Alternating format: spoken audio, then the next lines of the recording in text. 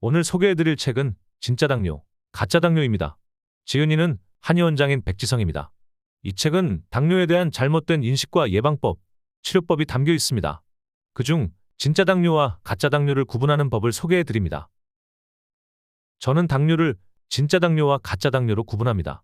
간단히 설명하면 인슐린 의존형 당뇨 환자들이 겪는 갈증이나 체중의 급격한 감소, 잦은 소변과 같은 대표적인 당뇨 증상은 없고 체중이 증가하거나 피곤하고 무기력해서 검사해보니 혈당 수치만 상승해 있는 경우를 가짜 당뇨라고 합니다.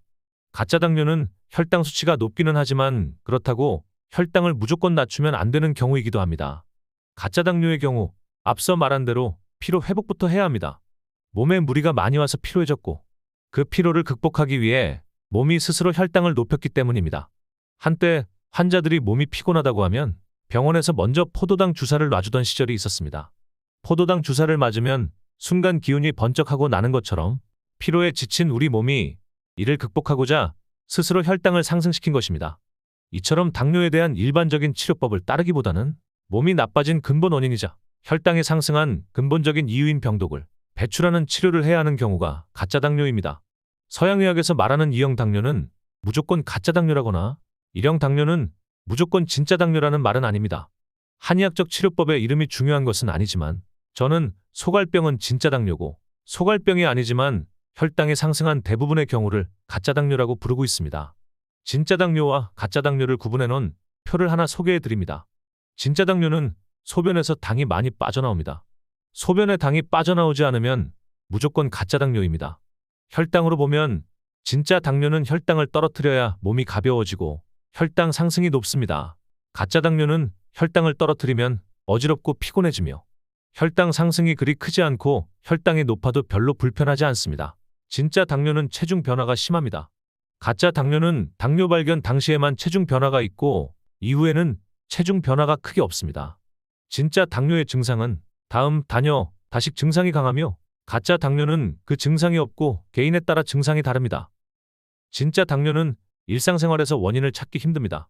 가짜 당뇨는 과로나 과음, 야식, 스트레스 등이 원인이거나 오래전부터 약했던 곳에서 병이 생긴 것으로 파악할 수 있습니다. 진짜 당뇨는 연관 질환이 없는 경우가 많습니다. 가짜 당뇨는 고혈압이나 고지혈증 등 유관 대사 질환이 연관된 경우가 많습니다.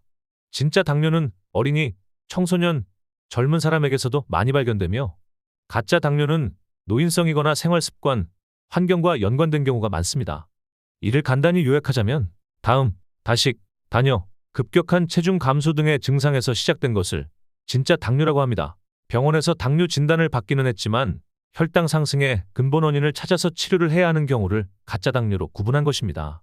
앞의 표는 진짜 당뇨와 가짜 당뇨를 간단히 구분한 것입니다. 하지만 실제 치료 과정에서는 좀 더 세심히 살펴보아야 합니다. 증상만으로는 진짜 당뇨와 가짜 당뇨를 구분하기 어려운 경우도 많습니다. 가짜 당뇨를 보다 자세하게 설명하자면 이렇습니다. 환자를 진찰해 보니 몸속 병독의 위치가 확실하고 당뇨와는 전혀 다른 증상을 만드는 병독이 진찰되는 경우 이를 가짜 당뇨로 보고 혈당을 낮추는 치료와는 전혀 상관없는 처방을 이용합니다. 예를 들어 변비나 호흡기 질환, 가슴이나 심장에 쌓인 병독, 갱년기 장애 증상, 배가 빵빵해지고 가스가 차는 증상, 근육이 뭉치는 질환, 그 외에도 신경이 예민한 것, 동맥의 혈액순환이 잘 안 되는 것 등의 처방을 당뇨라고 진단받은 환자들을 치료합니다. 이런 이유로 정말 다양한 처방이 당뇨라는 이름의 진단을 받고 온 환자에게 처방되고 있습니다.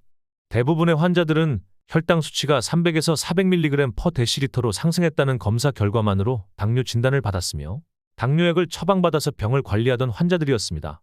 그들의 혈당은 당뇨약을 복용하면서도 보통보다 약간 높은 수준인 200에서 300mg/dl를 유지하거나 혈당 수치는 완전히 정상이지만 당뇨합병증을 겪거나 몸에 계속 이상 증상이 나타나고 몸이 나빠지고 있다는 느낌, 무기력, 우울한 기분, 피로 또는 고혈압, 그 밖의 다양한 만성 질환들을 호소하고 있습니다. 이런 가짜 당뇨 환자들에게 당뇨약 복용을 중지시키면 혈당은 상승하지만 컨디션이 좋아지고 생활 속에서 불편했던 증상도 개선되는 것을 볼 수 있습니다. 가짜 당뇨 환자는 혈당이 상승해야 오히려 몸이 편합니다. 또한 당뇨와는 전혀 상관없는 다른 질환에 대한 한약을 처방해 건강을 되찾게 되면 혈당 수치도 자연스럽게 정상으로 돌아옵니다. 이런 당뇨가 바로 가짜 당뇨입니다. 즉 기저질환이 몸속 깊이 만성적으로 유지될 때 그 병이 온몸에 영향을 미치며 혈당까지 상승시킨 경우가 가짜 당뇨입니다. 따라서 이를 치료하기 위해서는 우선 만성적으로 몸속에 자리 잡은 진짜 질병을 먼저 치료해야 합니다. 그런데 제가 환자들에게 가짜 당뇨입니다 라고 하면 치료가 빠르고 쉽게 되는 것으로 오해하는 경우가 많습니다. 안타깝게도 꼭 그렇지는 않습니다. 몸속의 병이 얼마나 깊고 만성화되었으면 혈당이 상승하기까지 했겠습니까? 혈당이 올랐다는 것은 기저 질병으로 인해 몸이 상당히 망가진 상태라는 의미입니다. 중요한 기관을 비롯한 온몸에 병독이 퍼져 몸 구석구석에 있는 세포에 영양 공급이 잘 되지 않고 몸이 회복력을 잃어버린 상황에 도달한 것입니다.